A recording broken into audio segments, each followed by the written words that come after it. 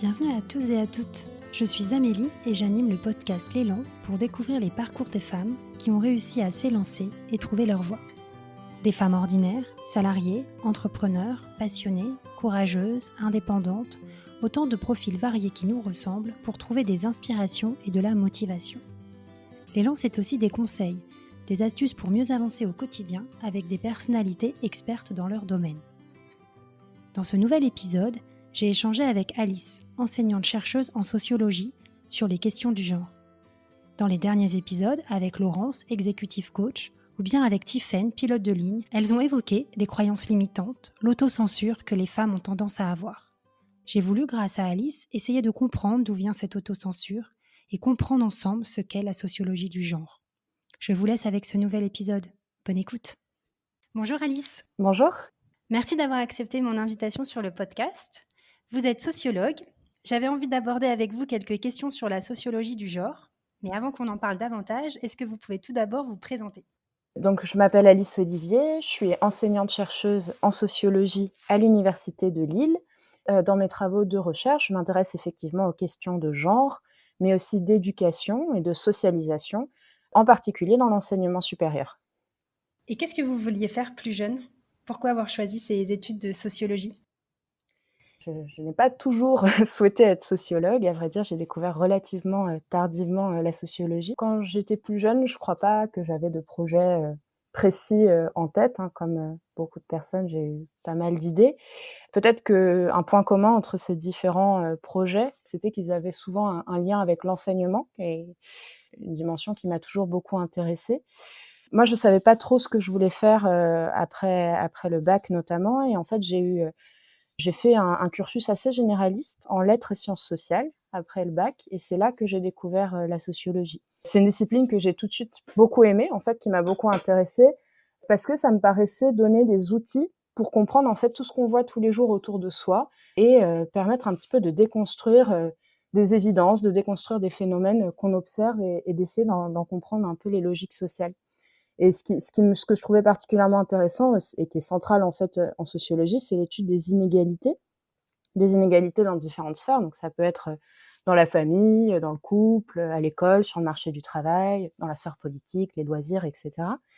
Et en fonction de différentes dimensions. Par exemple, une dimension vraiment très forte dans la sociologie, c'est l'étude des inégalités liées aux origines sociales, puisqu'on parle de classe sociale, des inégalités de genre, des inégalités liées à l'orientation sexuelle, à l'âge, à l'état de santé, au territoire, etc. Avec l'idée que toutes ces inégalités, finalement, sont importantes, structurent notre vie, s'imbriquent les unes dans les autres. Et donc voilà, je trouvais que la sociologie était vraiment très intéressante pour nous faire comprendre ces mécanismes, en sortant en fait d'une vision, on parle de vision essentialisante, donc une vision qui considère que ces inégalités sont naturelles, seraient liées à des différences profondes, par exemple, par nature entre les hommes et les femmes. Et au contraire, la sociologie nous dit non, tout ça, c'est socialement construit, et nous donne en fait les outils pour comprendre les logiques sociales qui sous-tendent toutes ces inégalités. Et du coup, à terme, de pouvoir les déconstruire aussi, parce qu'on en comprend les ressorts, si vous voulez. Voilà, donc j'ai trouvé ça assez passionnant en fait pendant mes études. C'est comme ça que j'ai continué par la suite à étudier la sociologie. Et donc, vous l'avez dit en introduction, vous êtes enseignante chercheuse. Donc, ça veut dire que vous avez fait un doctorat. Est-ce que vous pouvez m'en dire un peu plus ? Oui, alors j'ai fait effectivement une thèse, un doctorat en sociologie. Le doctorat, c'est un diplôme qu'on peut passer après le master. Donc on prépare pendant plusieurs années un travail de thèse, donc une recherche originale à partir d'une thématique qui nous intéresse, qui à la fin donne l'occasion de la rédaction d'un manuscrit qu'on soutient et qui nous donne donc le grade de docteur. Moi, dans mon cas, j'ai décidé, après mes études de master, j'ai d'abord fait une année de pause, mais j'ai ensuite décidé de m'engager dans un doctorat avec la volonté de poursuivre en fait des intérêts de recherche que j'avais pu développer pendant mes études, à la fois sur des questions d'éducation et de genre. Dans ma thèse, je me suis intéressée aux orientations et aux socialisations d'étudiants hommes dans des formations très très féminisées de l'enseignement supérieur. Je me suis demandé en fait comment expliquer ces trajectoires et puis comment ça se passait une fois dans les formations. Et en fait, pour moi, voilà, travailler là-dessus, c'était une manière de poursuivre des intérêts que j'avais sur les questions d'éducation, de genre, de socialisation. et par ailleurs, de me donner l'occasion de professionnaliser aussi mon intérêt pour la recherche, et de découvrir l'enseignement, puisque j'ai eu l'occasion d'enseigner, pendant la thèse et donc de me préparer à ce métier que je voulais faire, d'enseignante-chercheuse et qu'effectivement, j'ai la chance de pouvoir faire aujourd'hui. Et maintenant, je reviens sur l'objet de votre thèse. Comment vous l'avez choisi justement ce sujet? Alors moi, j'avais eu, pendant mes études de sociologie, j'avais eu l'occasion déjà de faire, différents, projets de recherche, donc des mémoires, dans lesquels je m'étais déjà intéressée, de façon assez approfondie aux questions d'éducation. C'est quelque chose qui est assez, transversal à mon parcours. Je m'y suis, beaucoup intéressée depuis le début de mes études. Donc ça, c'était un petit peu le fil rouge et puis au fur et à mesure de mes études, j'avais eu aussi l'occasion de découvrir les études de genre, qui m'avaient beaucoup intéressée et donc au moment, de construire, mon projet de thèse, j'avais envie en fait de combiner ces 2 dimensions, le genre et l'éducation.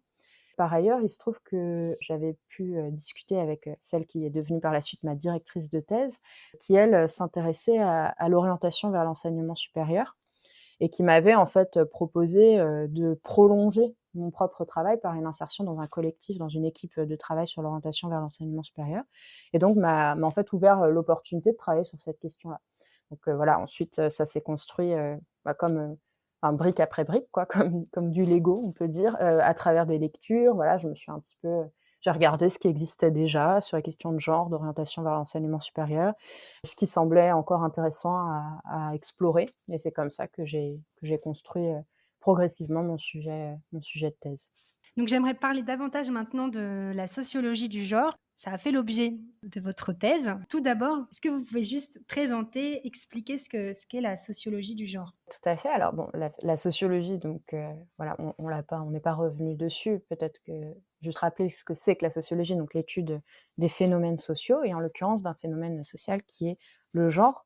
Peut-être, aussi préciser avant de redire de dire ce que c'est que le genre, que, la sociologie est pas du tout la seule discipline à s'intéresser au genre. En fait, il y a énormément de disciplines qui se penchent sur ce sujet et qui forment ce qu'on appelle en général les études de genre. Et donc les études de genre, qui se sont, développées, fortement à partir des années 70, elles étudient le genre avec, une définition, si on prend une définition un peu large du concept, c'est, le genre peut être vu comme la construction sociale des différences et des inégalités entre les femmes et les hommes, ce qui est vu comme féminin et comme masculin.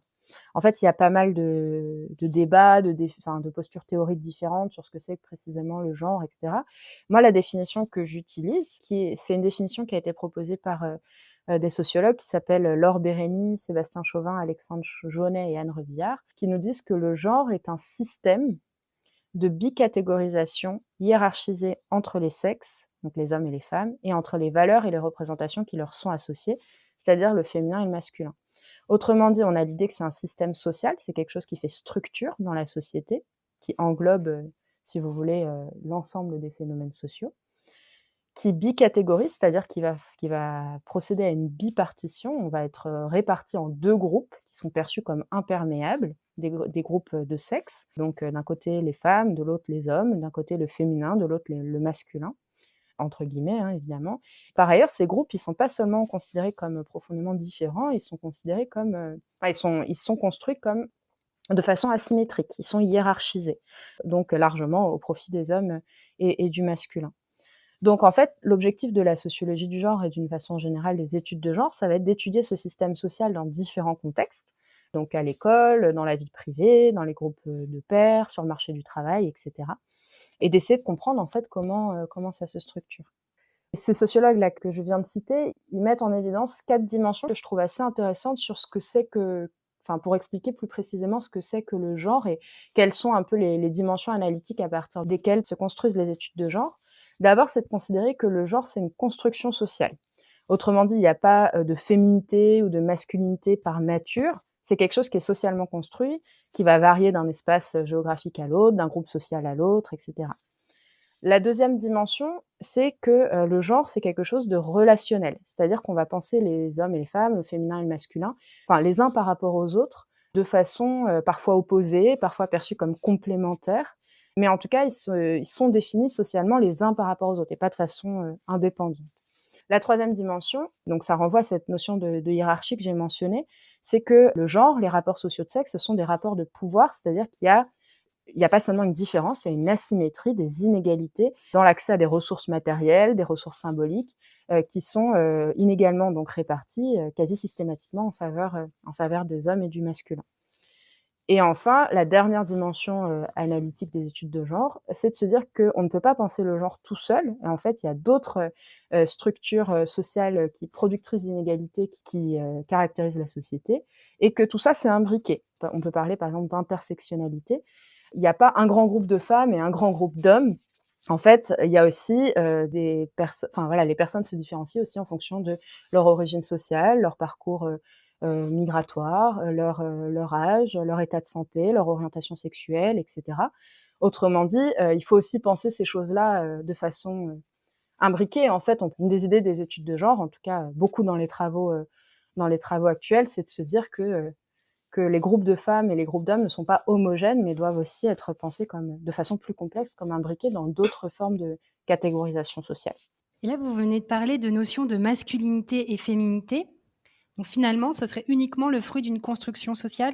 Alors effectivement, c'est le postulat en fait c'est ce à partir de quoi partent les études de genre, de vouloir montrer cette dimension socialement construite du féminin et du masculin.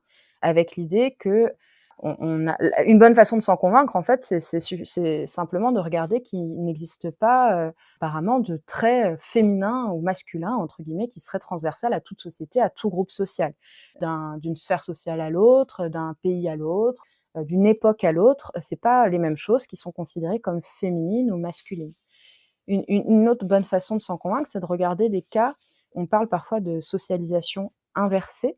C'est par exemple, des femmes qui ont passé dans leur enfance énormément de temps, voilà, avec leurs frères, avec des groupes de pères masculins, qui sont très proches de leur père, qui ont l'occasion, de faire, tel ou tel sport plutôt associé, aux garçons masculins, qui ont développé en fait des dispositions, qui sont socialement plus associées au masculin comme, je sais pas, le goût pour la compétition, pour le combat, pour l'action, et qui vont ensuite en fait, être structurantes dans leur façon, d'agir. Donc je pense aux travaux par exemple d'Emmanuel Zolesio sur les femmes chirurgiens, qui montrent comment, une partie de ces femmes, pas toutes, mais une partie de ces femmes qui investissent en fait une profession, socialement, très masculinisée et très connotée au masculin, ont en fait connu des socialisations inversées dans l'enfance et l'adolescence qui les préparent un petit peu à avoir des appétences pour ce type de pratique.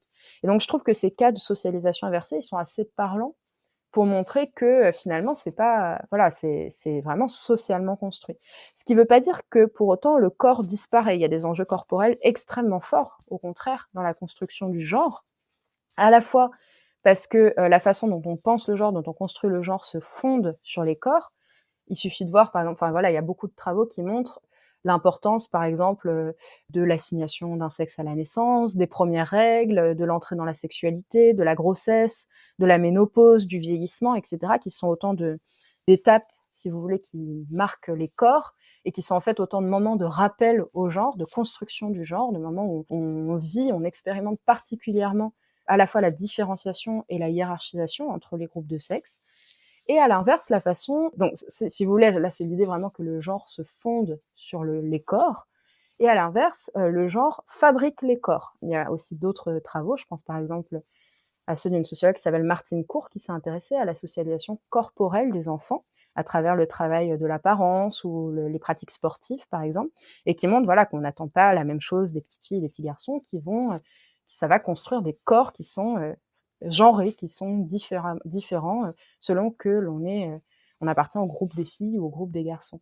Et donc voilà, donc se dire que c'est socialement construit, c'est pas pour autant oublier l'existence des corps. Au contraire, c'est se dire que même ces corps participent à cette construction sociale des individus. Et si je cite maintenant Simone de Beauvoir, qui cite dans son ouvrage Le deuxième sexe, disait « On ne naît pas femme, on le devient ». Du coup, quel est votre avis sur le sujet?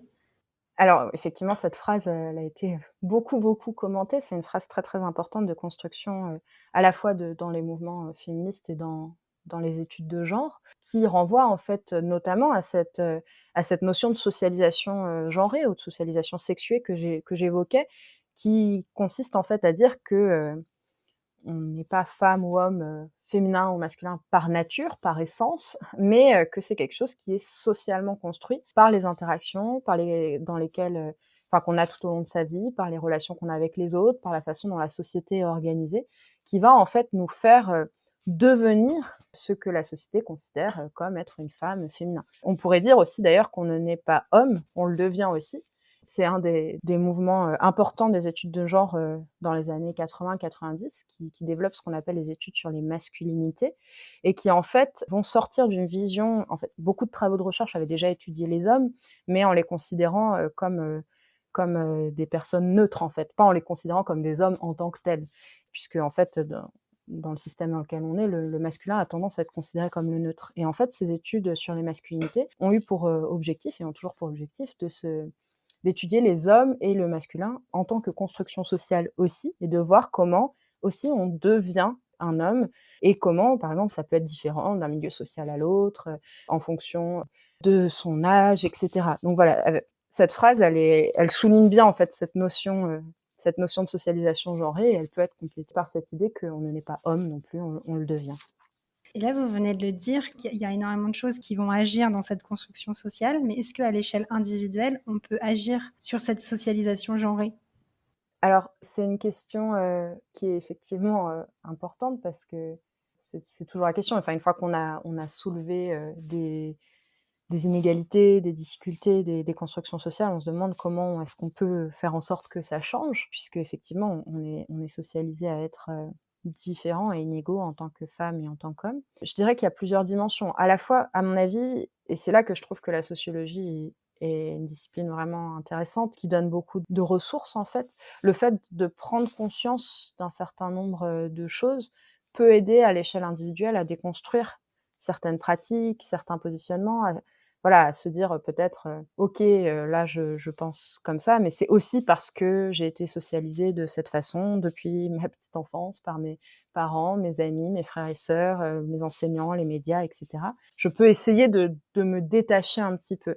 À son échelle, on peut aussi essayer, d'avoir, une influence qui sera toujours, minime à l'échelle individuelle, mais sur, son entourage, à la fois en expliquant ces choses qu'on a pu lire ou voilà, entendre, puis en essayant d'agir. Je pense, par exemple, que beaucoup de parents essayent, aujourd'hui, d'avoir une éducation de leurs enfants qui est moins, marquée par, la dichotomie, de genre. Ça peut être aussi, par exemple, moi je vois dans l'enseignement, beaucoup de collègues et moi-même, on essaye de faire en sorte de donner autant la parole ou plus la parole aux femmes qu'aux hommes, parce qu'on sait que dans l'espace public, les femmes ont plus de difficultés, à obtenir la parole, par exemple. Donc ça peut être, voilà, des petites actions à l'échelle «individuelle» entre guillemets, qui, cumulées les unes aux autres, on peut se dire qu'elles peuvent avoir un effet. Après, je pense qu'il faut aussi souligner le fait que la socialisation genrée, enfin ce processus de formation, de transformation des individus en fonction du genre, c'est quelque chose qui est très, très largement, silencieux, qui se fait tout au long de la vie, qui commence avant même avant même qu'on soit né. Quand on demande aux parents, voilà, quel est le sexe du bébé, en fait, on commence déjà à préparer, le genre. Finalement, c'est des choses très puissantes qui sont ancrées dans la société et dont on n'a pas forcément conscience tout le temps, et c'est pas connaître l'existence de processus de socialisation de genre fait pas qu'on arrive parfaitement à les déconstruire comme toutes les inégalités. Et finalement, à l'échelle individuelle, voilà, on peut essayer, de faire des choses, mais enfin, à mon avis, tant qu'il y a pas un changement, structurel, vraiment de la manière de penser, d'organiser les choses en termes de société, on peut pas, à soi seul, si vous voulez, changer vraiment les choses de ce point de vue-là. Ce qui ne veut pas dire qu'on est impuissant, il suffit de penser à tout un tas de mouvements sociaux pour les droits des femmes qui ont eu des répercussions très importantes au niveau sociétal. Donc voilà, la mobilisation collective peut aussi participer à faire avancer les choses, et cetera. Mais je pense qu'il faut aussi sortir, de cette idée, même si elle est importante, l'action au niveau individuel, que «ça peut suffire» entre guillemets. Enfin voilà, on peut agir, mais finalement c'est si puissant qu'il faut aussi qu'il y ait des choses qui se passent, d'un ordre plus structurel. Voilà. Et tout à l'heure, vous avez cité, la socialisation inversée, vous avez donné un exemple. Oui. Comment ça se passe du coup cette socialisation inversée? C'est-à-dire que ce serait uniquement à cette échelle individuelle? Alors, dans tous les cas, la socialisation, elle se passe avec, d'autres personnes en fonction, des relations qu'on tisse avec, les personnes, des rencontres qu'on fait, des sphères qu'on fréquente. En fait, les études de la socialisation montrent qu'on est enfin, notamment, je pense aux travaux de Bernard Lahire, qui montrent qu'on est socialisé tout au long de sa vie dans tout un tas, de sphères différentes qui viennent, se compléter les unes les autres, qui parfois sont pas cohérentes les unes avec les autres, qui transforment, au fur et à mesure. Ça, c'est Muriel Darmon qui montre que les individus sont transformés tout au long de leur vie par les nouvelles influences socialisatrices, dans les différentes sphères qu'on fréquente. Donc c'est pas au niveau, purement, enfin voilà, ça transforme l'individu, mais par quelque chose qui est social. Après, comment ça se passe pour ces personnes? Bah, les travaux que je citais d'Emmanuel Zolesio, ou voilà, il y a plein de travaux sur, des femmes qui investissent, des professions ou des loisirs, qui sont, connotés comme masculins, qui montrent en fait la force de ces dispositions inversées, qui s'expliquent, en fait, par exemple, pour donner un exemple, par une configuration familiale particulière. Par exemple, une fratrie dans laquelle, il y a, que des filles, par exemple, dans cette fratrie, et le père va tisser avec l'une de ses filles une relation, particulière que plusieurs, sociologues, qualifient d'une relation comme avec un garçon manquant. Il y a pas de garçon dans la fratrie, donc le père tisse cette relation particulière avec une de ses filles, qui va du coup, développer, en fait, au fur et à mesure, des intérêts, qui sont proches de ceux de son père, pour, j'en sais rien, le bricolage, des sports particuliers, et cetera. Donc ça, c'est un exemple d'une configuration familiale qui est celle de la fratrie, qui va expliquer que, cette, fille est soumise à des influences socialisatrices particulières qui vont, participer à la construction de dispositions de genre inversées. Voilà, et donc si ça se cumule dans différentes sphères de la vie sociale, dans les groupes de pairs, avec les frères, avec, j'en sais rien, des cousins, dans les pratiques de loisirs, et cetera, ça peut être renforcé et devenir très fort et devenir vraiment des dispositions, c'est-à-dire des façons qu'on va avoir de faire, de penser, d'être, d'agir, qui vont ensuite être, extrêmement déterminantes pour, les choix qu'on fait, les pratiques qu'on a, dans sa vie. Donc finalement, ces observations sur la de socialisation inversée, c'est pas forcément des comportements qui ont été conscients de ces familles pour faire en sorte que leur fille, par exemple, adopte un comportement, différent, disons? Non, non, non, pas forcément. Alors ça peut être tout à fait inconscient. Alors après, il peut y avoir aussi des cas, plus conscientisés. Je dirais pas forcément que ces cas vont provoquer des dispositions inversées, mais plutôt, on peut penser par exemple à des éducations qui sont, un petit peu moins, marquées, par, «le genre» entre guillemets, pour, bah, voilà, des parents qui auraient beaucoup conscientisé, réfléchi à ces questions-là, qui font très attention, à ça, et qui vont participer éventuellement à la construction de dispositions, un peu moins marquées justement par le genre. Cela dit, voilà, c'est une chose très importante, que ça puisse, enfin que ça c'est vrai, ça peut vraiment se passer au niveau des familles. Pour autant, comme les individus sont socialisés dans toutes les sphères, qu'ils fréquentent, voilà, très vite on rentre à l'école, on fréquente d'autres enfants, enfin on regarde la télévision, et cetera, qui sont autant en fait de vecteurs socialisateurs, aussi. Donc voilà, si vous voulez, les pratiques des parents ou de n'importe qui d'autre qui serait conscientisé comme: «Je veux pas que mon enfant connaisse une éducation genrée», qui font très attention à tout, et cetera, voilà, avec les limites que ça contient. Mais ça peut avoir des effets, mais ça peut aussi être, en partie atténué par, d'autres influences socialisatrices, en fait, tout simplement. Et il y a une autre partie que j'avais envie d'aborder puisque sur le podcast, j'ai eu la chance d'interviewer, plusieurs femmes d'horizons différents et la notion de croyance limitante est revenue à plusieurs reprises. Est-ce que vous pouvez tout d'abord, définir ce que sont que les croyances limitantes? Je dois dire que c'est pas forcément un terme que j'utiliserais en tant que tel. Moi, ça me renvoie à une notion qui est sans doute proche, hein, enfin, c'est qu'on utilise en sociologie, qui est la notion d'autocensure, qui renvoie en fait à cette idée d'auto-exclusion des personnes, par rapport à certaines trajectoires ou certaines positions sociales, en raison, de leurs caractéristiques, sociales. Donc, là, on parle de questions de genre, mais ça peut être aussi, lié à beaucoup d'autres formes de catégorisation sociale, l'origine sociale, la position dans les rapports sociaux, de racisation, et cetera, qui font que les personnes peuvent s'auto-exclure, de certaines trajectoires. Et un exemple que je trouve assez parlant, que voilà, comme je disais, moi je travaille sur les questions d'éducation. Enfin, dans la sociologie de l'éducation, il y a une question importante qui est celle des choix d'orientation qui sont faits par les individus, tout au long de leur scolarité, de leur trajectoire, étudiante, professionnelle, et cetera. Et en fait, on fait un constat assez classique depuis les années 90, c'est que les choix d'orientation sont genrés, Donc c'est pas une surprise, hein, il suffit de regarder les filières scolaires ou les professions, sur le marché du travail. Les filles vont avoir tendance à être surreprésentées dans les filières littéraires, paramédicales et sociales, quand les garçons, les hommes vont être davantage dans les formations techniques, scientifiques et sportives. Et c'est d'autant plus intéressant de souligner ça que ces formations, n'ont pas la même, valorisation sociale. Elles conduisent à des métiers qui ne connaissent pas la même, enfin, qui sont pas aussi bien rémunérés les uns que les autres, qui sont pas aussi bien considérés, qui ont pas la même valorisation symbolique et matérielle, on pourrait dire. Et du coup, le fait que les orientations soient genrées, ça constitue une inégalité. Et c'est d'autant plus surprenant qu'en plus les filles réussissent mieux à l'école que les garçons. Donc elles investissent des filières qui sont considérées, qui sont moins bien considérées, et pourtant elles sont meilleures élèves. Et du coup, voilà, il y a beaucoup de travaux, depuis les années 90 qui essaient de comprendre en fait, qui ont donné beaucoup d'explications à ce paradoxe, on pourrait dire, d'une orientation. Pourquoi les filles et les garçons font pas le même type de choix et pourquoi les filles sont celles en fait qui pâtissent, davantage de cette dimension genrée de l'orientation. Et donc une des explications, c'est effectivement cette idée, d'autocensure des filles, en l'occurrence, avec cette idée que filles et garçons sont socialisés différemment depuis la petite enfance. Enfin, ils n'ont pas eu l'occasion de construire les mêmes dispositions à la confiance en soi, les mêmes appétences, les mêmes envies. Ils sont pas aussi confiants dans leurs capacités. Il y a des travaux qui montrent par exemple qu'à résultats égaux en mathématiques, les filles se considèrent, comme moins bonnes en mathématiques que les garçons. Enfin voilà, par tout un tas d'interactions, par exemple avec les enseignants qui vont avoir des interactions plus individualisées avec les garçons qu'avec les filles, ou par le fait que des personnes professionnelles qu'on voit autour de soi qui sont plus des hommes dans des métiers scientifiques, etc. Bref, il y aurait un mécanisme d'autocensure de la part des filles qui voilà, n'oseraient pas, entre guillemets, investir ces formations. Donc c'est ça que je vois comme plus proche à cette idée de croyance limitante qui se combine.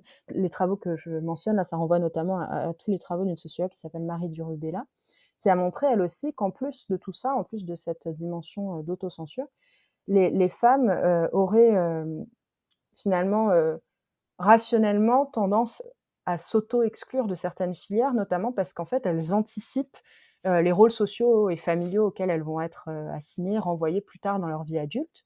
Et du coup, finalement, elles font des choix, ce qu'elle appelle des choix de compromis entre, des volontés étudiantes, scolaires et cetera, et puis le fait de prendre en compte qu'il va falloir, aussi, avoir un métier qui permette de concilier, vie familiale et vie, professionnelle, par exemple. Donc voilà, ce que je peux dire de la question de l'autocensure, ce que je trouverais quand même, enfin ce que je voudrais juste souligner, quand même, c'est que ça me paraît important de compléter cette notion d'autocensure, ou pour reprendre le terme que vous utilisez, de croyance limitante, par quelque chose qui se penserait moins au niveau de l'individu, en se demandant en fait d'où vient cette autocensure. Parce que ce que je trouve parfois un petit peu, dommage dans les notions d'autocensure ou de croyance, c'est que ça renvoie en fait beaucoup à l'individu en tant que tel. Finalement, ça le responsabilise beaucoup et ça oublie un petit peu le système, ou en tout cas, c'est pas ça qui est mis en avant, c'est pas le système qui explique cela qui est mis en avant.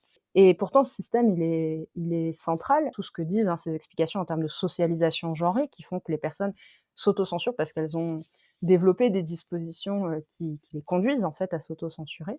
Mais aussi, au-delà de la socialisation, par exemple, dans le cas des orientations, il y a vraiment un accompagnement différent des filles et des garçons dans l'orientation. Les parents n'envisagent pas les mêmes parcours pour leurs filles et pour leurs fils. Les membres des institutions scolaires qui sont pas forcément formés sur les questions de genre vont avoir tendance à entériner, à renforcer les choix sexués des familles, en encourageant les filles et les garçons à investir différentes filières. Ils voient moins les filles comme des scientifiques potentielles. Il y a une phrase que je trouve assez parlante de 3 sociologues qui s'appellent Marianne Blanchard, Sophie Orange et Arnaud Pierrel, dans un livre dans lequel ils s'intéressent aux classes préparatoires scientifiques, et qui nous disent: «Les filles se censurent parce qu'elles sont censurées». Autrement dit, c'est important de penser certes les choses au niveau individuel, de l'autocensure, mais aussi penser les choses à un niveau plus global, plus structurel, de comment en fait on fournit aux individus un horizon différent, et cette censure, elle est socialement construite aussi. Et c'est à mon avis, l'intérêt de la sociologie de nous permettre de penser l'articulation de ces différents, niveaux. Voilà. Est-ce qu'on est dans une société qui évolue dans un sens où cette autocensure s'estompe progressivement? C'est difficile d'avoir une vision, là-dessus. Je dirais que comme à toute époque, historique, il se passe, des choses en termes de lutte, contre les inégalités, et notamment les inégalités, de genre. on peut penser à tout un tas de prises de parole individuelles et collectives qui ont été salutaires de la part de femmes. Là récemment, peut-être le cas le plus connu, c'est le mouvement MeToo qui participe en fait à faire entendre la voix des femmes socialement, et cetera, et qui peut en fait participer à faire bouger un petit peu les choses, du point de vue des inégalités, de genre, et donc voilà, par répercussion, par ricochet, transformer un petit peu la façon dont on pense les choses et dont on se projette soi-même, et dont les personnes nous projettent aussi en tant que femmes ou en tant qu'hommes. Après, à l'heure actuelle, les inégalités de structure, sont toujours très fortes, elles restent. Voilà, les femmes et les hommes n'ont pas les mêmes positions dans la société, comme, les personnes, enfin voilà, en fonction de leur niveau de revenu, de leur niveau de diplôme, n'ont pas les mêmes positions, par exemple. Enfin, j'ai pas forcément un discours très optimiste là-dessus, mais je pense en revanche que voilà, il y a des choses qui se construisent progressivement par des mobilisations collectives, par la prise de conscience de certains phénomènes, et qui, j'espère, en fait, participent progressivement à faire évoluer les choses. De fait, il y a eu des évolutions massives historiquement. Il suffit de regarder, si je reprends le cas de l'école, la place des filles à l'école qui, en un siècle et demi, au cours du XXe siècle, en gros, ont vraiment, acquis, une place à l'école et sont aujourd'hui plus nombreuses écolières, que les garçons, là où elles étaient quasiment absentes, au milieu, à la fin du XIXe siècle. Donc, il peut y avoir des choses qui évoluent, sur le temps long, mais je ne sais pas si ces évolutions sont aujourd'hui suffisamment massives pour qu'on puisse dire que cette autocensure ou ces croyances limitantes s'estomperaient, vraiment. Et on voit aussi dans notre société, en tout cas, des actions qui sont menées en faveur de l'égalité des sexes. Je vais prendre quelques exemples, notamment la féminisation des noms de métiers. Pour certains, pas tous, mais pour certains, et aussi des politiques de quotas, notamment dans les comités de direction, pour s'assurer qu'on ait une parité, en tout cas d'assurer un minimum de parité entre les hommes et les femmes. Quel est votre avis sur le sujet? Est-ce que ce sont vraiment des actions qui vont faire en sorte que cette autocensure, ces croyances limitantes vont diminuer? Je suis pas du tout, spécialiste de ces questions-là, mais ce que ça m'évoque, et puis des travaux que j'ai pu lire, c'est, peut-être qu'il faut penser les choses sur différents termes, pourrait-on dire. À court terme et à plus long terme, on peut dire. C'est-à-dire qu'à court terme, de fait, on est face à des inégalités de genre, notamment, qu'il faut combattre, et dans cet objectif, il y a différents outils qui peuvent être, intéressants. Qui peuvent parfois, enfin voilà, c'est les quotas par exemple, c'est un pis-aller, c'est-à-dire que ça serait mieux qu'on n'ait pas besoin de quotas entre guillemets, mais peut-être que ça peut participer, dans l'immédiat, à réduire un petit peu, à l'échelle d'une entreprise par exemple, des inégalités, ou en tout cas des inégalités dans l'accès à certaines positions. Alors après voilà, je connais moins ce pan-là des travaux. Je sais que les politiques d'éducation, les politiques pardon d'égalité en entreprise ont aussi des effets assez limités, voire des effets parfois pervers. Donc, je veux pas forcément me prononcer là-dessus parce que je ne connais pas, assez. En revanche, je pense, vous parliez de la féminisation des noms de métiers, par exemple. Ça me fait penser à la question de l'écriture inclusive, par exemple, qui est souvent très débattue. Beaucoup de personnes considèrent que, en fait, c'est pas comme ça qu'on va faire changer les choses. Donc, le fait, hein, quand on écrit, ou quand on parle, de dire, on va pas dire, par exemple, les étudiants, on va dire les étudiantes et les étudiants. Ou à l'écrit, voilà, d'utiliser, des signes graphiques qui permettent de prendre en compte, enfin voilà, d'inclure le féminin aussi dans l'écriture. Et beaucoup de personnes, sont contre ce type d'écriture, voire considèrent que c'est contre-productif, et cetera. Et je voulais juste souligner le fait que, j'ai entendu récemment parler, par une association qui s'appelle Femmes et Sciences, d'une étude qui a été menée par un institut de sondage qui s'intéresse aux effets de l'écriture inclusive sur les pratiques, et qui, montre par exemple que si on demande à des personnes de citer 2 écrivains connus, 2 écrivains célèbres, il y a seulement 12 pardon, des personnes qui vont citer au moins une femme. Et en revanche, si on leur demande de citer 2 écrivains ou écrivaines célèbres, il y a, 2 fois plus, donc 24 des personnes qui citent au moins une femme. Donc, ça reste, voilà, c'est pas énorme 24, mais n'empêche qu'on voit il semblerait bien qu'il y a un effet en fait un peu, immédiat en fait de ce type de pratique, de légitimation aussi de la place des femmes. Après, sur le plus long terme, c'est pas forcément ce type de mesure qui suffit, en fait. Je pense que sur le plus long terme, il faut, voilà, que les gens, soient formés, qu'on apprenne tous, socialement en tant que société, à déconstruire un ensemble, de choses qui semblent évidentes, mais bon, c'est pas que sur le genre, en fait, c'est sur toutes les inégalités. Comme je disais tout à l'heure, tout ça, c'est imbriqué, en fait. On n'est pas, que des femmes ou que des hommes, entre guillemets, enfin, que considérés comme femmes ou hommes. On est tout un tas d'autres choses et pour changer concrètement les choses en termes de socialisation, de façon dont les personnes sont construites, se projettent et cetera, bah, en fait, c'est des changements plus structurels, qui doivent, se passer. Un exemple que je trouve intéressant, sur la façon dont la société est organisée va provoquer, une autocensure, par exemple, ou en tout cas, pas une autocensure, mais plutôt va exclure, en fait, les femmes de certaines positions. C'est, un concept qui s'appelle le genre des organisations, qui a été proposé par une sociologue qui s'appelle John Hacker, qu'elle complète avec une autre idée qui est de régime d'inégalité pour dire qu'en fait, c'est pas que des questions de genre, mais c'est aussi d'autres formes d'inégalité qui rentrent, en jeu et qui montre qu'en soi, dans les organisations, officiellement, donc les entreprises, par exemple, les femmes et les hommes ont accès, officiellement aux mêmes positions. C'est-à-dire qu'il n'y a pas de position qui serait interdite aux femmes. Mais dans les faits, vu les exigences qui sont associées au poste, notamment en termes, vu la façon dont l'emploi est organisé, la hiérarchie est organisée, les modalités de recrutement et cetera, en fait, ça correspond davantage à un certain type de personnes qui sont plutôt des hommes, vu la façon dont la société socialise, les hommes. Un exemple typique, c'est le fait que dans certaines positions, dans les entreprises, il faut être tout le temps faut être très, très disponible. Il faut avoir beaucoup de temps à consacrer à son travail. Or, quand on connaît la force, des inégalités en termes de travail domestique, par exemple, ou de travail éducatif auprès des enfants, et cetera. Donc les femmes ont moins, en fait, structurellement, cette disponibilité, ce temps à investir dans leur travail.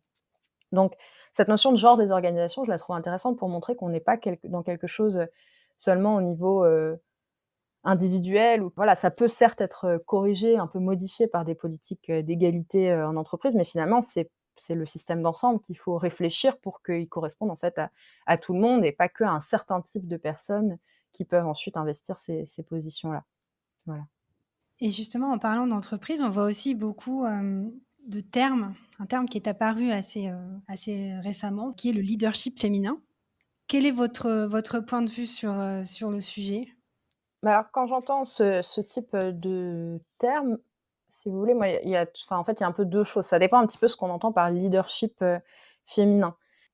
Si l'idée c'est, de se dire que voilà, dans la façon dont les femmes, sont socialisées, depuis, la petite enfance, elles ont développé des dispositions qui font qu'elles se sentent moins légitimes, qu'on les autorise moins, qu'il y a plus de contraintes qui pèsent sur elles, des contraintes matérielles, symboliques pour investir des positions, certaines positions plus valorisées dans les entreprises, par exemple, de leader.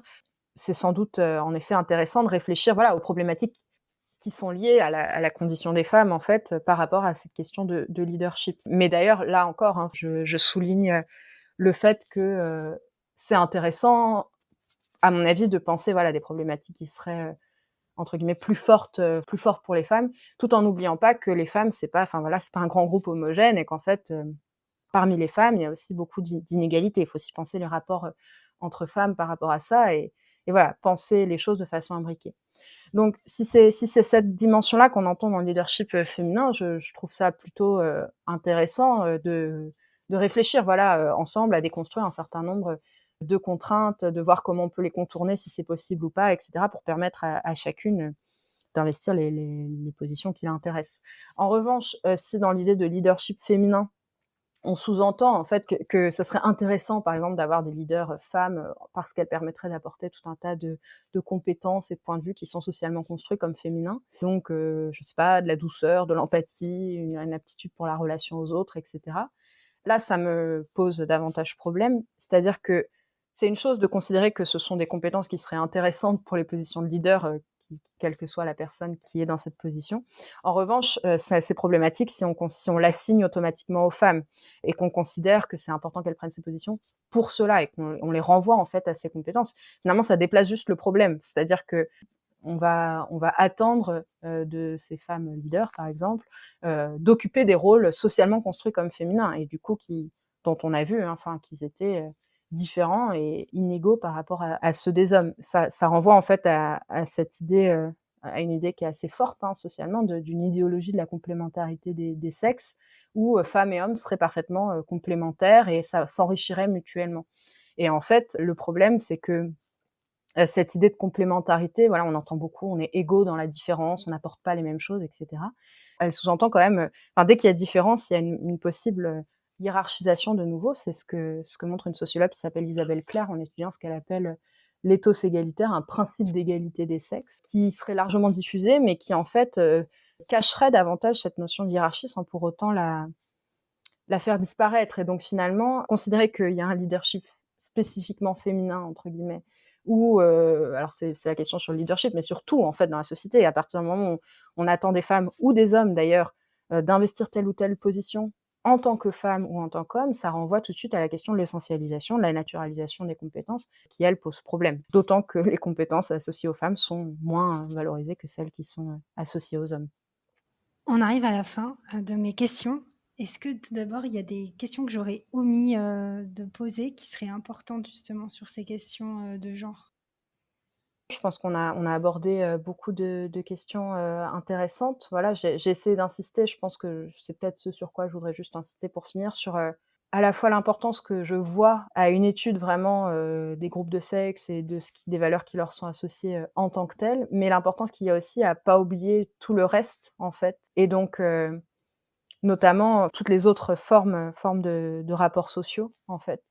Et de considérer notamment que c'est pas la même chose d'être une femme très diplômée, perçue comme blanche, en situation de validité, voilà, en n'étant pas en situation de handicap, et cetera, par rapport à la situation d'autres femmes plus précaires ou qui ont connu un parcours migratoire, par exemple, et cetera. Donc voilà, c'est peut-être sur ça, on en a un peu discuté, mais voilà, que je voudrais quand même réinsister sur l'importance que je trouve, voilà, d'allier ces 2 choses, de penser le genre en tant que tel, mais de jamais oublier que le genre est un système social imbriqué dans d'autres formes de rapports sociaux qui structurent, qui différencient et qui hiérarchisent les individus. Et donc pour conclure, parce vous avez évoqué beaucoup de noms de sociologues et d'études, est-ce que vous pourriez recommander un article ou quelques livres pour des personnes qui ne sont pas sociologues, mais qui voudraient s'intéresser davantage à ces questions de genre? Alors, peut-être plutôt qu'un livre ou des articles, je vais me permettre de recommander un autre podcast. Un podcast qui s'appelle Un podcast à soi, qui est diffusé sur Arte Radio, qui est fait par une personne qui s'appelle Charlotte Bien-Aimée, une fois par mois, dans laquelle elle aborde en fait des questions de genre, de féminisme, de relations femmes-hommes, d'égalité femmes-hommes, etc. Avec tout un tas de thématiques. Donc je pense qu'il y a aujourd'hui, je sais pas, peut-être 25 épisodes ou quelque chose comme ça. Donc la sexualité, l'éducation, la famille, le travail, le militantisme, l'écologie, etc. Les violences. Enfin, voilà, beaucoup de thématiques liées aux études de genre qu'elle aborde avec enfin, voilà, elle fait tout un tas de recherches en interrogeant des chercheurs, des chercheuses justement, aussi des personnes concernées par la thématique, en mobilisant des extraits de textes qu'elle fait lire voilà, par des comédiens et des comédiennes sur la thématique. Et je trouve, moi, très riche. Enfin, j'ai appris énormément de choses en écoutant ce podcast qui me semble à la fois très riche et facile d'accès, quel que soit l'intérêt des personnes ou leur niveau. Enfin, voilà, est-ce qu'elles ont déjà beaucoup lu sur les études de genre ou pas, par exemple, beaucoup entendu de choses ou pas? À mon avis, c'est un podcast qui est tout à fait accessible à tout le monde, en fait, et qui peut vraiment apporter des éléments intéressants. Bah, très bien. Merci beaucoup Alice pour votre temps aujourd'hui. Merci beaucoup à vous. Merci, au revoir. Au revoir. Merci d'avoir écouté ce nouvel épisode. J'espère que vous en avez appris davantage sur la sociologie du genre. Alice a cité plusieurs sociologues au cours de l'épisode et vous trouverez bien sûr dans les notes quelques ressources complémentaires, les travaux d'Alice et ses axes de recherche, le podcast Un podcast à soi qu'Alice a cité qui aborde les questions de genre, de féminisme, d'égalité entre les femmes et les hommes, enfin quelques articles ou livres pour aller plus loin sur ces thématiques. Encore merci d'avoir écouté ce nouvel épisode. Si vous avez apprécié, n'hésitez pas à noter, à partager, à commenter pour donner un nouvel élan au podcast. À bientôt.